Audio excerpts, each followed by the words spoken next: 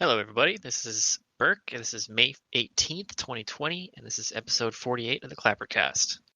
I'm here with my partner, Sean, and I'm going to pass it to him. What do you got for us to start off the show, Sean?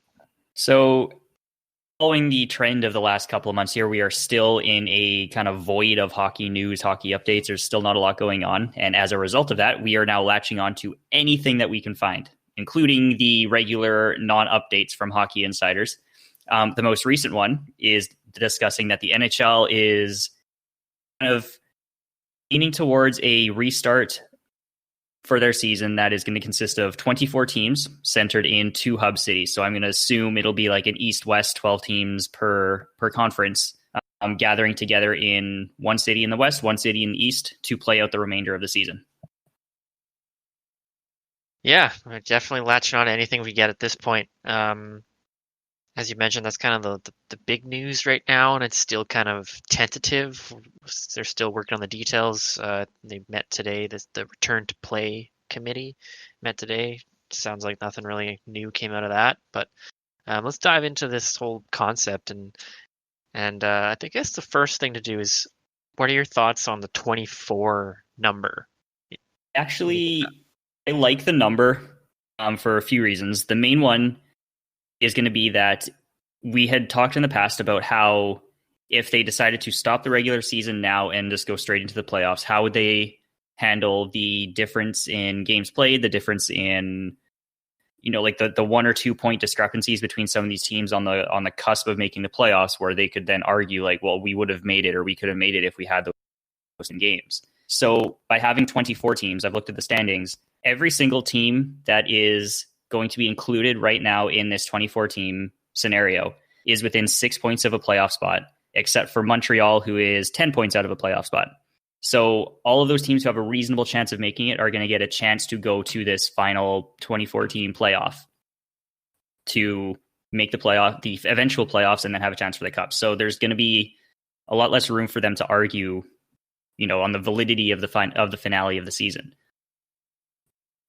Yeah, it's. I mean, we kind of discussed this last episode of how do you reconcile, the difference in game played per team. I think, yeah, if you're going 24, it kind of eliminates that real need because there is kind of that gap at the bottom end, right? Like, Montreal's got a few points up on Buffalo, and realistically, Buffalo wasn't even going to make it anyway. So, despite Wayne Simmons' best efforts, he wasn't going to push that team into. Never going to live that one down. I wonder if they're going to do like just points percentage for the 12 teams per conference, just for seeding purposes, maybe. I think that would make some sense, because there are teams that are, 1 or 2 points from each other, that there is a games played difference. So I wonder if that'll come into play. But my thought is that the players, especially, they want to have a few games prior to jumping into the playoffs. They want to have like a warm-ups per se. And I'm wondering if the idea would be to have every team play to the same amount of games, because I think right now every team's within 2 games of each other that is going to be included. So they'd only be playing, except for the Islanders. There's 3 games. So it's kind of weird to have, say, a team like the Islanders play, say, 5 games to get to 72 and have other teams only play 2. But that could be one option to remove the discrepancy in games played versus points percentage. However, I do actually don't mind the points percentage to determine seeding, because that also works quite well. If every team plays, say, 4 or 5 warm-up games, and then you just go points percentage off of that. Yeah, I think that would be a good way to do it. Because there will be a definite advantage if a team plays more games going into playoffs, right? Like if a team gets, like 5 games and one team gets 2, that other team at 2 is at a disadvantage. One thing before I forget here, because I don't want to leave this topic, but did you see that the AHL canceled their season? So they're done? Yeah, I did see that. So that they kind of have a lot less at stake than the NHL, so I think it's a little bit easier for them to. Yeah, it just brought a question ahead in my mind of, normally, in playoffs, there's players that get hurt, so they call up AHL players to play with the big team. That's going to look pretty different this season with injuries because the players coming up won't be game ready. I wonder if the league would have to expand rosters at that point. That's exactly what I was going to get to. Is are they going to expand rosters? Are they going to get rid of? I know the salary cap kind of is mysterious in playoffs. Like they kind of there's some kind of like black magic wizardry you can do. Yeah, there's kind of a gray zone, right? So I wonder if they're going to have to expand rosters because it's going to be really important for like goalies, like and calling up goalies so that they're still in shape, they're game ready. The thing with the call-ups too is that you have to have them in the city before it all starts because you can't just call someone up; they have to be there already. So the league would technically have to have some form of expanded roster to bring all of these potential call-ups, an extra half a team per se, join the team in the city and just get to practice. They won't get to play or be like on the ice or anything. They just get to practice and stay in game shape as much as they can. Yeah, I think they're going to have to look at that because it's not going to work to call up somebody who hasn't played since March. No, that wouldn't be in the middle of playoffs. Like that's going to be super risky. Be hazardous to the player because they're not going to be ready for that. Absolutely. So another add-on to that as well is in one of the articles I was reading about this this plan that not every player is on board with playing the remainder of the season. So I wonder kind of what the leniency is going to be for some players if they're not comfortable leaving their homes or leaving their families to go play the rest of the season, or if they're overseas and can't get back over to North America to play. What type of leniency they'll have. And again, this comes into expanded rosters, the ability to bring up junior players or AHL players who are still nearby and can actually make it to wherever the team's playing. Yeah, the last few weeks we've been seeing a lot of teams signing, draft picks and college players. So maybe they'll get a shot a lot sooner than they thought they would. We could see some interesting playoff stories if you have some of these guys as jumping in and kind of playing off of beginner's luck or that rookie momentum. Yeah, some big moments. Did you see the comment from Radko Gudas that came out yesterday? I did. I think he's missing some of the details of the program, though. Although I appreciate the cynical view he has. Yes, I thought it was a spicy comment. So Radko Gudas, defenseman on the Capitals, he had a comment where he said they won't let us go to the Olympics, so we won't get injured, but they want to keep the NHL season running in these times. So, bit of a spicy take there. Obviously, someone who wants to play in the Olympics very badly. I thought it was interesting just kind of see that take of it because we've seen a lot of comments from players say, I want to get back no matter what. I'll play. You had Max Pacioretty say, I'll play in Antarctica if that's what it takes. So that was kind of interesting to see the other side to kind of realize that, everybody wants hockey to return, but there is this real effect that could happen, right? If you get all these guys playing contact sports together, there is a chance that somebody gets sick, and that is a real health risk. But yeah, like you pointed out, I think he's definitely missing some of the details on the Olympic side of the story. It's just kind of and I think take. For a player like Gudas who's expressing potential discontent, maybe he's just kind of frustrated with the situation and would still want to play, but just pointing out some potential hypocrisy on the league's part. But there's probably going to have to be some sort of, like I said, leniency for players who don't want to, who aren't comfortable with it. And you can't, it's hard to say what their contracts stipulate and what kind of retribution or retaliation either side would have to seeing it as a breach if they don't want to go play. But I'd be interested to see, are there going to be some players who kind of hang back and don't make the trip? And in terms of Gudas's comment himself, I'm pretty sure one of the main reasons the NHL doesn't want the players going to the Olympics is because the league itself doesn't get any financial benefit from it. They're giving up their assets who can go get injured, but they're not getting anything in return. And meanwhile, in this situation, resuming the season, the NHL has a lot to gain or lose financially with the decision here. So that's Yeah, the detail that I absolutely. think is missing in that comment. Hmm. Yeah. Yeah. He also had a comment about how he didn't think he was going to get re-signed in Washington. So I think he just had a real, I don't Frustrated know. moment. Yeah, I don't know what interview this was in, or if he was just like tweeting or something. But um, Okay, so you as our resident Caps fan, what are your thoughts on him not thinking he's going to get re-signed? Is that accurate? yeah, I think so. I think he probably won't. I mean, they made that trade with Niskanen for Gudas to shed cap space, and I think that with Siegenthaler and Martin Fairvary, I think they can probably fill his spot with one of those guys. And the Caps have a lot of guys coming off contract. Do they want to keep Brennan Dillon? Do they want to keep Kovalchuk? What are Right, they going to do with Holtby? right. So Do there they is. factor in Backstrom's raise and Mhm. yeah, so they got a lot of contract cap space decisions to make coming up here. Yeah, and he's been kind of the one of the bubble D men. He's been riding the pine a bit um, as like the sixth, seventh D man. So they've been swapping him out for Siegenthaler quite a bit. So I think he's probably going to be going somewhere else. I'd rather keep Brendan Dillon than Gudis. So I we'll would see. probably agree too. Yeah, I think Dillon's I believe is a bit younger, and I think he's got a little bit more of a track record as an effective defenseman. Plus, he beat the Gudis shit is out more of of like a Kenny physical guy. Malkin in one of his first games as a Right. Cap. So He's fully embraced Capitals lifestyle, so fits yeah, in with the culture. yeah, absolutely. So getting back to this idea of the 2014 playoff, I saw one name of a city that was kind of tossed into the ring as a potential city, hub city, and that was Las Vegas.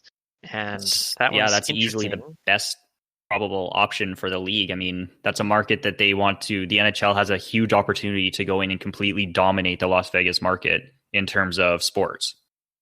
Yeah. Being the only professional team there, or like the biggest professional team there, to get in there and completely dominate it before.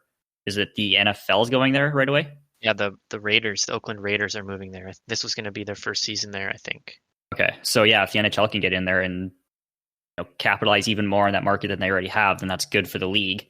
Additionally, Vegas as a city, great for tourists, going to be very lacking in tourists and the tourism industry this year. So to have 12 NHL teams and all of the surrounding personnel, city, great for the local restaurant market, probably. The Great for city skipping itself would, dishes. yeah, big time. um, they'd absolutely have the hotel infrastructure and the accommodation space to house all of these teams in confined spaces. Like the resorts and the hotels, I'm assuming down there are big enough to keep them occupied in the building rather than out in public, which they probably wouldn't be allowed to anyways. And I mean, the arena is in a good location compared to all that as well. So Yeah, they definitely have the off ice infrastructure and logistics covered. I just don't know about the ice itself, because point. there's going to be just that one sheet, as far as I know. There's probably a practice facility somewhere Yes. that might turn into a actual playing games there. They can just put cameras in there. That's all it really needs, right? But that's going to be Vegas in July, August, September. That's going to be some rough ice. So Bobby Ryan's going to have to come back with his roller hockey days and teach the guys some new tricks. Yeah. Yeah, so that Not to could mention be. too, like playing just one game a day would be tough on ice in that stage. But imagine like they're going to have to play multiple games a day all day, like have the ice running like 10 hours a day to Yeah, they're going to have to roll reasonably the get ice through all time. this. So Yeah, that's it going to could be be rough. just constant. Like those late games could get pretty shaky. Yeah, ice could be really rough. I mean, realistically, I could see them doing multiple ice scrapes per game. Like, first whistle after the 10-minute mark, do an ice scrape. Like that, instead of the little people dancing around on the ice with the shovels, just do an actual clean. Yeah. because it's going to get real choppy and really soft. So Nice thing for the league, I guess, trying to coordinate all this is that they'd have access to all of the best ice crews in the league who could come, probably get contracted out to come down and help make the ice or make the facility as usable as possible throughout this whole process. Yeah, 100%. That's a good point. They've got an army of team and arena facility staff that would be available to do anything. Other than Vegas, I've seen BC actually. I did too, actually. Yeah, that'd be in there. Be a cool premier, Horgan has actually been talking to the NHL to say BC would be a great spot. Even Victoria. Yeah, so similar to Vegas, to a bit of a lesser extent, the west coast of Canada, Vancouver Island and Vancouver in particular, are very heavily engrossed in the tourism industry. That's where a lot of the local economy gets fueled from, in service and tourism industry. So they're going to be losing a lot of influx into their local economies this year as well. So to have, again, all of these NHL teams coming down and staying for a few months, that would be a huge boost in a scenario that they likely wouldn't have any. And I think with using BC, I heard that they'd try and split it even between Vancouver and Victoria. Yeah, I saw the one issue with Victoria is that Save on Foods Memorial Arena, where the Victoria WHL team plays, is currently being used as a shelter for the homeless. So if this was to happen, that would be a very real issue of, yes, we just set this up, let's tear it all down, put these people back out on the street, and we'll play NHL hockey. That could be a PR disaster. So yeah, and not to mention that would take a lot of time to just tear it all down, and it just got put up. So yeah, I don't know if that arena would work, but there's definitely a lot of other options in Victoria. There's a lot of options in the lower mainland of BC as well. Yeah, lots of vacant hotels that could accommodate players. It would be my personal nightmare to have all of the NHL's games in my backyard and I cannot go see them in person. That would be brutal for me. That's torture for a hockey fan. It's like you're standing on the outside of the arena looking and knowing what's going on inside. You just can't go and see it. Yeah. It's you're right down there. the street. Yeah, it would be a nightmare, but it would be kind of a cool thing. You always have, like, when you go to like a local arena, they always have like, oh, we had this tournament here, like we had like the International U17. They'll have like that banner there. It'd be kind of cool to just have something like that for like Victoria rinks. Like, we housed like 30 NHL games or whatever in the COVID season. Well, yeah, that arena would absolutely get some sort of like dedicated little, I don't say memorial, it's not a very good word, but like something like a plaque or something to commemorate. Like that. Yeah, plaque, some pictures, like something to commemorate the season, and like this is what happened in Victoria during this. Yeah, it'd be pretty cool. And in Canada, BC is actually doing pretty well with the whole numbers game with cases of COVID-19. So I think as far as Canada goes, it would be a good option. The prairies would be good too. Lots of rink, low population density. The Oilers organization is also trying to still promote themselves as a possible hub city for some of the Western Conference teams. They think they have the accommodations downtown and near the arena to house all the teams, and I can see it happening because the arena is like smack dab in the middle of their downtown, so they're going to have access to everything right around there. And they're not exactly a major tourist city, so they'll still have probably still have the accommodations available for teams if they can book well enough in advance. Do you know if the Oil Kings have a separate arena, or do they play in the same arena? They play in the same arena as the Oilers. Okay. As far as I'm aware.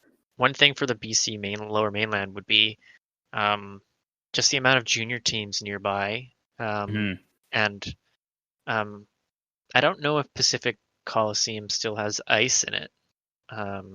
That's where the Giants used to play, and of course where the Canucks used to play. Giants moved to Langley a few years ago, but I'm not sure if that rink still has ice, but it'd be kind of cool if it did because it's, still close to downtown, so you'd have two pretty big arenas downtown. Yeah, and they have the ability to be set up for TV viewing, have possible camera spots, and that's kind of a big one for the league. Is like that'd be hard to take just random arenas and make them camera and TV ready, but at least if you have all those junior rinks somewhat nearby, they'll at least have the ability to be shown on TV. Yeah. Have you seen any other cities or locations that have kind of been mentioned? I know we talked about it a couple episodes ago, but I haven't seen any others. The main one that came out with this most recent update is Vegas. And then I'm looking at a tweet from Ryan Rashog, who's one of the Oilers reporters, and that says the Oilers feel they could manage as many as a dozen teams in Edmonton if needed. Other than that, I haven't seen a single thing about any team out east who would be interested or able to take on that type of load. Yeah, honestly, it seems like the West is such like there's just like a surplus of good options. Whereas in the East, it seems like it's going to be a lot harder because the East has definitely got, a much denser population. So it's going to be hard to determine where to put them. And if you put them out West, it's going to be, kind of poor for the fans because it's going to be so hard for them to actually watch the games. Not hard, but harder. So it's kind of like, what do? Do you go with the safe choice that kind of makes it harder to watch, or do you find something that works in the East? Thing is, I don't know. I know New York is really bad. I don't know much about the rest of the states. Well, that's the thing with the East is like New York is the best option in terms of facilities and accommodation because there's so many NHL teams rinks in such a small area, and so many like New York, the city itself is going to have so many hotels and so much accommodation for the players and the teams. But the city itself is being hit so hard by everything that you wouldn't want to send the players there, and I wouldn't particularly want to see them sent there. No, New York has been really bad. Outside of New York, I don't know much about the East Coast of the States as far as how they're doing with all of this. I know in Canada, Ontario and Quebec are by far the worst. I know they're probably better off than the States for sure, but I think that they might be the best options. It's Canada. I don't know.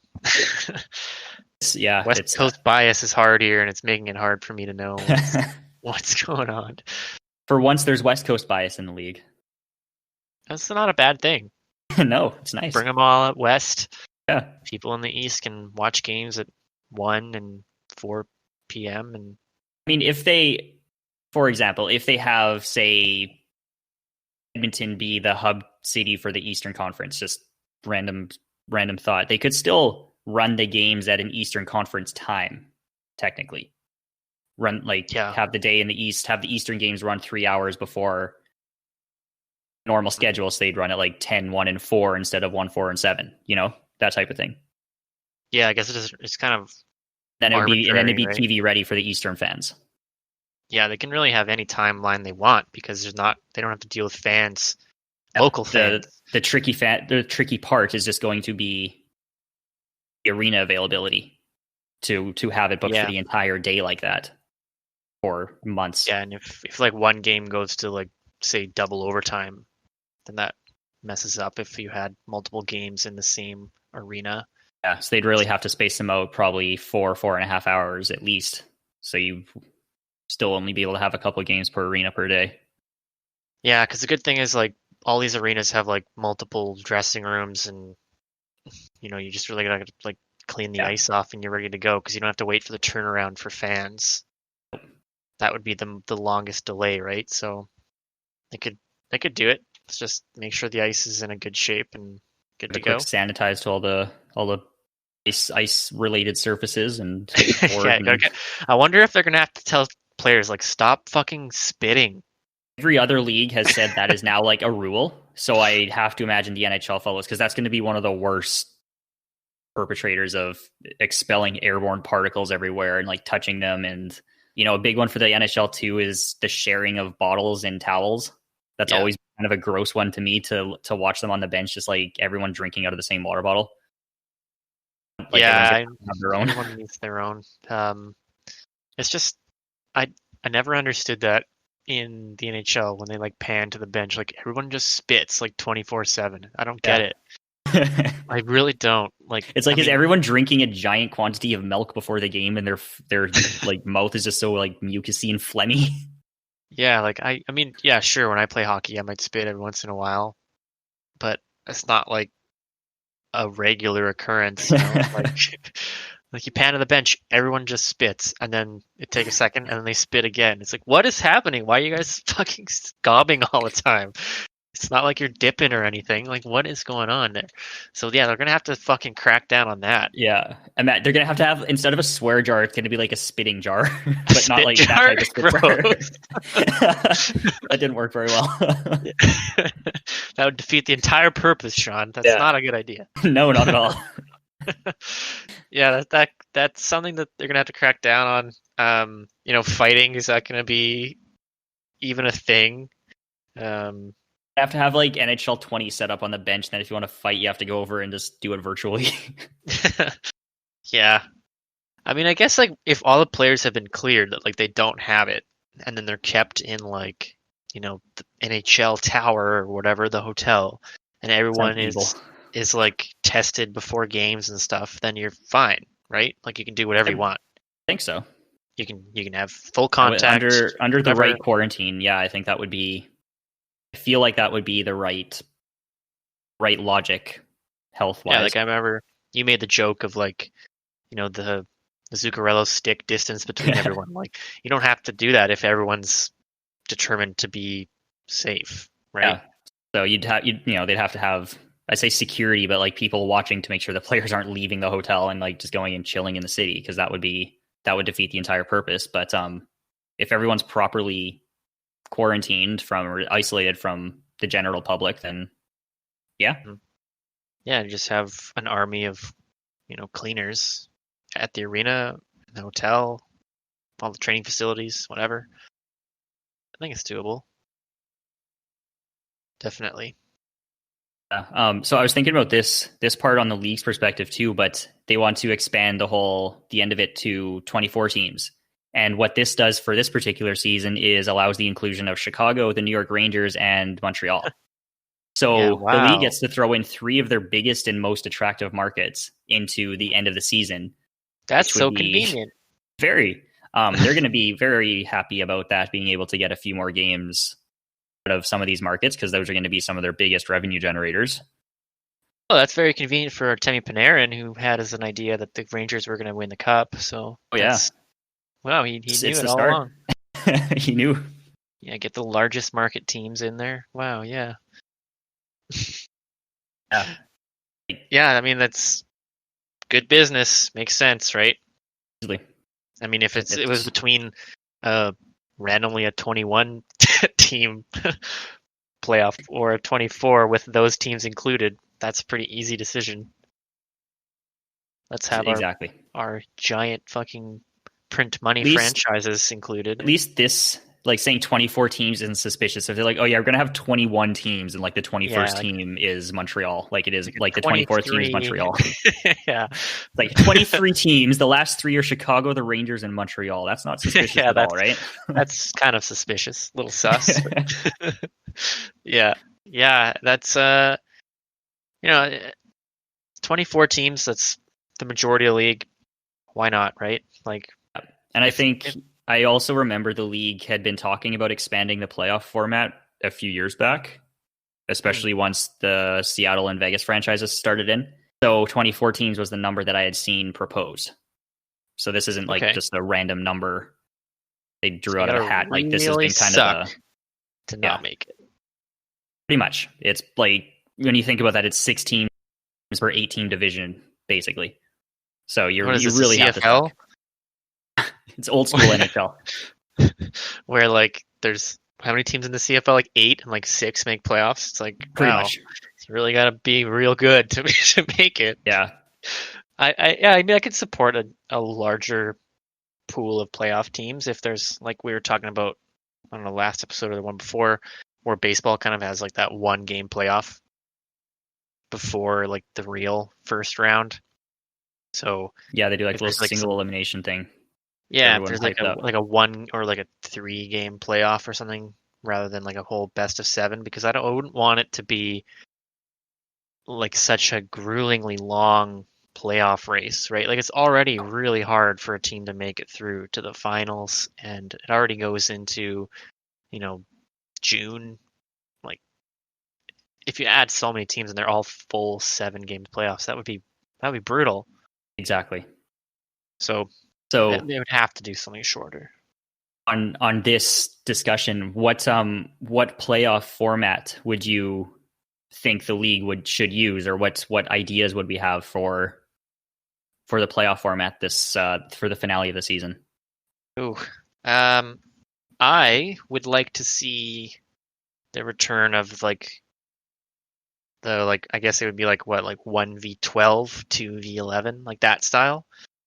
Okay. I would like to see that way rather than like the divisional setup that they have normally. So with that, unfortunately, they would have an issue when they ran into the third round, I want to say, because they go from 12 teams per conference down to 6, and then you got 3. So we could see the inclusion of 3-goal hockey. That could be exciting. The conference finals. That would be interesting. Just taking a peek here at the conference seeding. If you did 1v12, Boston versus Montreal. That's not Toronto. Tampa. Yeah, Tampa, Florida. That'd be awesome. Good rivalries. Washington and the Rangers get another shot. Yeah.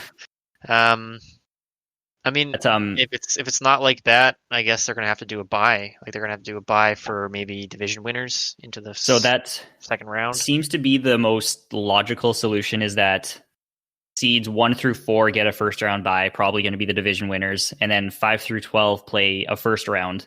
They could potentially do something like best of 5 that one, and then after that first round, they reseed 1 through 8, and then play best of 7 the rest of the way through as they normally do. Oh yeah, I could get down with that. That sounds like a good one other random format that I thought about was to have like some 5-team single elimination tournament for the 8th seed in the conference, where you have like the 8th seed going into it gets a first round bye, and then like 9 plays 12, 10 plays 11, and then they reseed going into the second round with 2 games there, where you've got like 8 plays the lowest seed, and then the other 2 play each other, and then the winner of that little tournament gets the 8th seed and goes into the playoffs. That'd be cool. That'd be an interesting one. It'd be kind of a weird, needlessly complicated way to solve one playoff seed, but it could be quite the exciting tournament for some of those teams. That would be pretty cool. And is one of the teams Team North America? Team Europe? Absolutely. It's like it's like all of the teams who don't make the playoffs get to then form like national teams that can then like go and stir shit up in this little tournament. We realized both of our teams suck, so we created one good team with all of our best players. You're going to get the California team running the show. Team California, yeah. The three Western Conference teams that wouldn't make the playoffs are all the California teams under the 12 per conference thing. That sucks for them. Yeah. It's really a good opportunity for the NHL to experiment with new ideas for playoffs, right? Like if they wanted to move to a larger playoff pool permanently, they could use this as a opportunity to just showcase, okay, well, let's try this, and then we know it works, or exactly. So it's a great way to trial run it for themselves and the fans. This one's a little bit weird because they might not be able to have the divisional stuff working out as well with the way the teams are situated, but they can get the format down and see if that works functionally. Yeah. It's going to be a weird time to be watching as a fan because there's there's a really tiny home team advantage of, getting last change, but no fans. I would have to think that, having your fans in the building is a greater advantage than last change, but just for, momentum and hype and all of the time, we hear, especially in the playoffs, about home ice advantage and, what effect does it have on the players. This is going to be a great experiment to see, what type of effect the fans could actually have on a game. To kind of compare the performance of territory.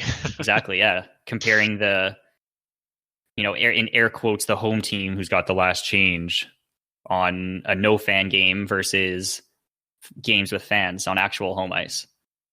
It'd be interesting just to see, and you kind of have some, very poorly designed evidence on, or, select samples on both sides to see what happens. How does this team really play without their drum or horn guy in the stands? Right. And Columbus actually win without their cannon. Yeah. Will they score more or less? Because they're not afraid of the cannon anymore, or exactly. Yeah, it's gonna be weird, and I'm super excited even just talking about it. And I hope it comes back soon. Yeah. So this season, whatever results happens out of, if they do resume the season, does the winner get an asterisk by their title? I think so. It's a weird season. I think it's got to have one. Yeah. I think it's gonna be meaningless. My eyes, it wouldn't be like a weird, a bad one like the one the Astros are going to have, but it'll just be one that's we had special circumstances this season. It's not discrediting. I wouldn't discredit the team or say they didn't deserve this one, but it definitely have one just to denote that there were weird circumstances and the season was not played out as normal. Yeah, say Chicago or Montreal wins it, it's going to have an asterisk, be under normal circumstances, these teams wouldn't have made it into playoffs. Exactly. And they beat the shit off of, they beat the wheels off of every other team in playoffs.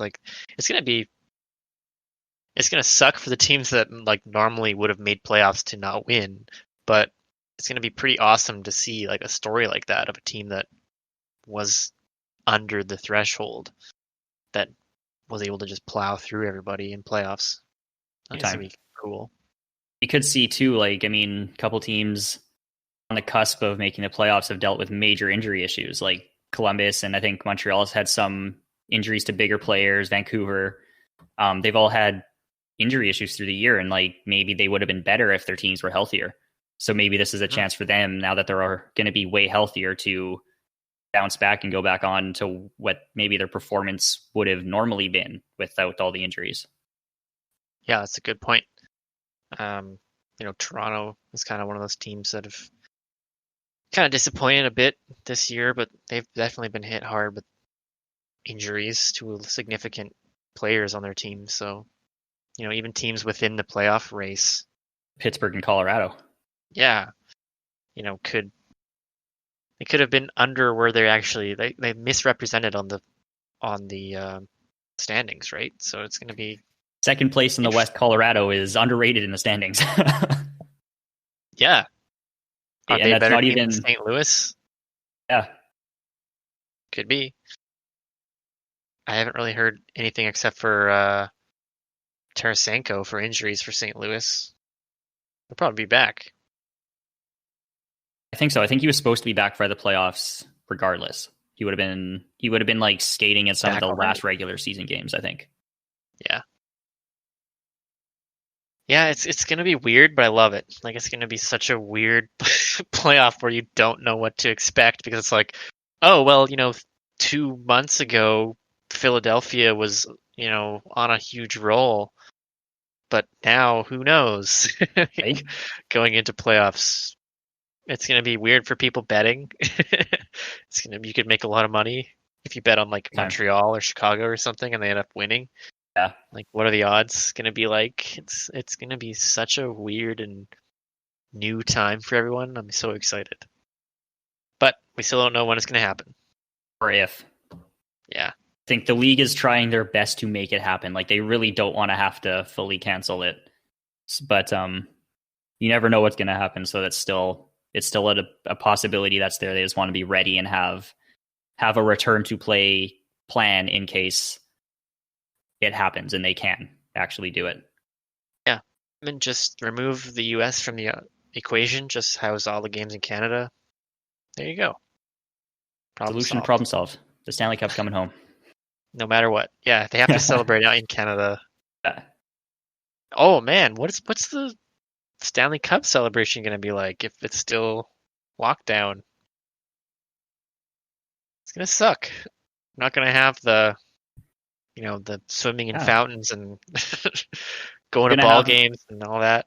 Yeah, they're gonna end up having like in the locker room, they're gonna have someone like in there sanitizing it between like every 2 seconds as someone like drink of it.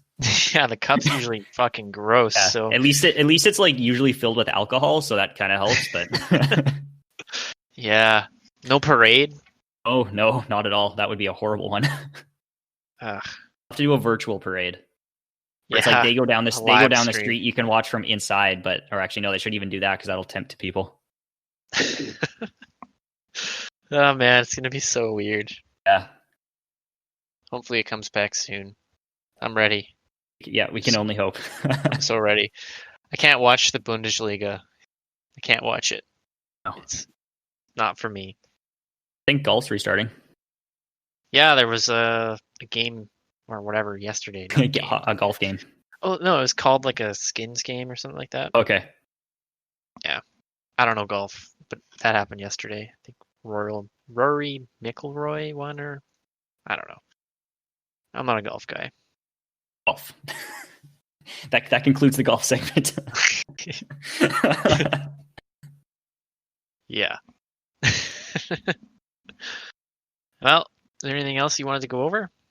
I think that about wraps things up for this week here on Clappercast. So if you enjoy what you're listening to, make sure you spread the word around with your family and friends. To keep up to date with the latest content, you can follow us on Instagram at Clappercast Media or on Twitter and Facebook at Clappercast. Thank you all for tuning in, and we will be back next time with more hockey talk.